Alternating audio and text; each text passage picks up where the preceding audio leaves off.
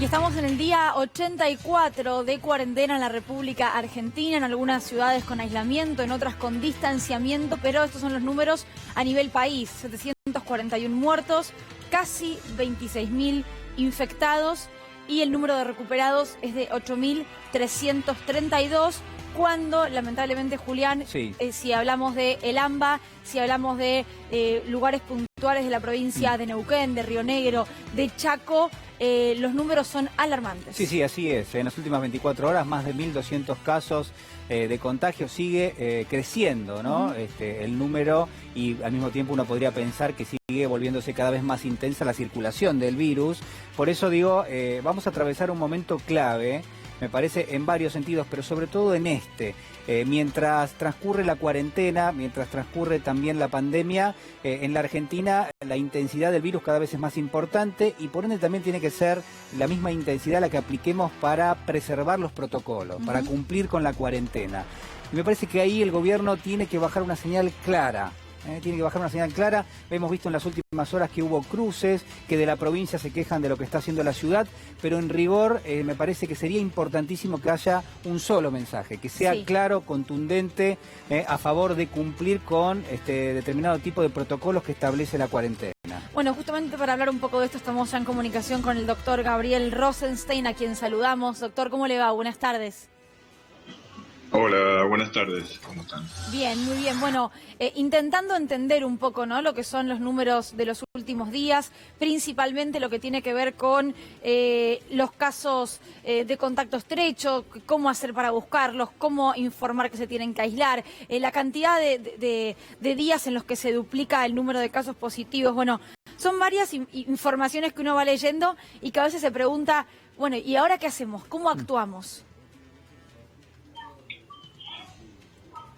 Bueno, yo creo principalmente que hay que establecer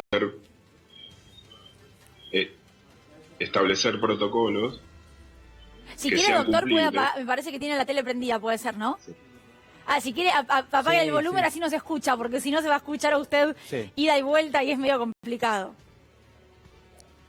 Decía que el principio hay que mirar las curvas, porque si no siempre nos manejamos con fotos y las curvas van indicando situaciones precisas. O sea, está aumentando la cantidad de casos, está aumentando la circulación comunitaria. Al principio la mayoría de los casos tenían que ver con los que viajaban.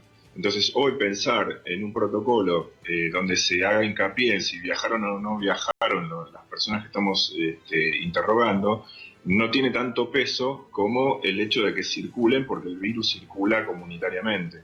Entonces, hay que plantear protocolos que se puedan ir modificando, pero que de ninguna forma pueden ser contradictorios.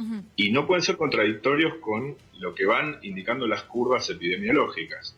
Si aumentó la circulación comunitaria, esto quiere decir que hay más probabilidad de contagiarse circulando. Entonces está claro que lo que habría que repensar es cómo se puede programar, digamos, esa circulación comunitaria para evitar que la gente esté más expuesta al contagio.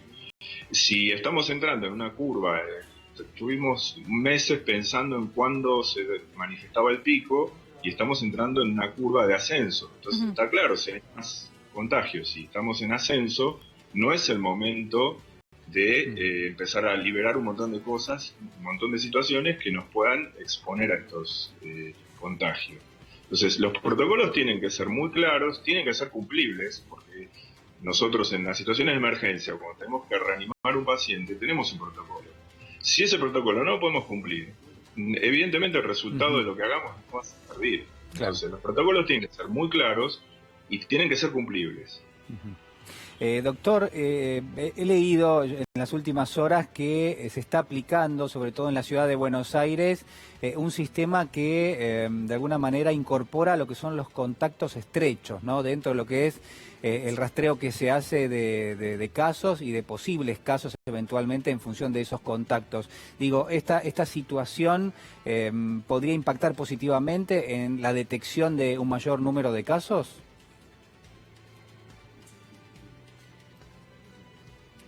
Doctor, no sé si nos está escuchando. Bueno, sí.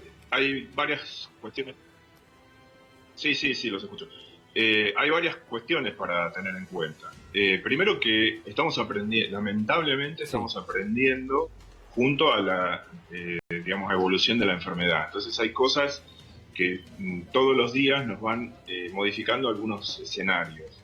Entonces, la búsqueda de contactos estrechos está desde el inicio. Desde el inicio, el contacto estrecho era el que tenía relación con alguien que había viajado. Ahora, el contacto estrecho es con quien se confirma el diagnóstico. Pero el tema es que ahora que esto va evolucionando y el contacto estrecho es no solo con el que confirmó el caso, sino con el que tiene alguna sospecha o el que circula por lo que llamamos conglomerados. Si estamos en un barrio popular y estalló un foco, está claro que muchos de los que estén en ese espacio tienen un contacto más cercano a la enfermedad.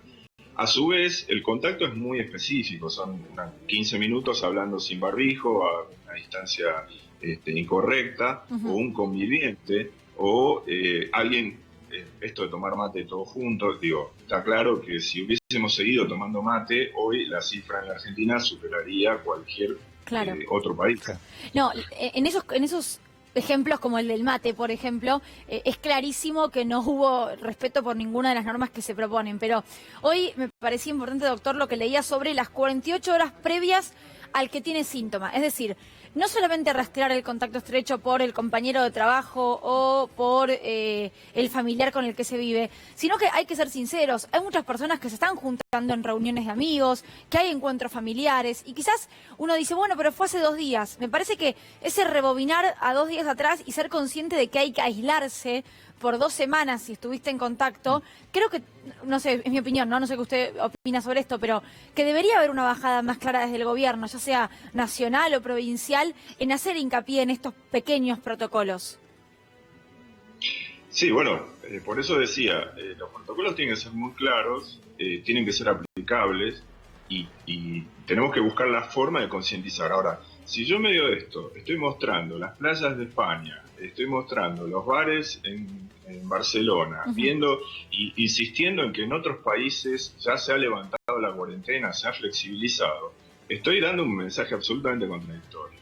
Y el tema de los runners también es contradictorio. Claro. Porque si yo estoy corriendo y no tengo síntomas, pero ya tengo el virus y digamos por la transpiración y por la exhalación, eso queda en el aire. Y el que viene atrás, que tampoco tiene barbijo, porque usamos barbijo, pero para correr no. Entonces, este tipo de cuestiones tan contradictorias entre sí hacen que se libere un montón de situaciones que son intermedias y que, bueno, si no son claras, se cometen estos errores. Claro.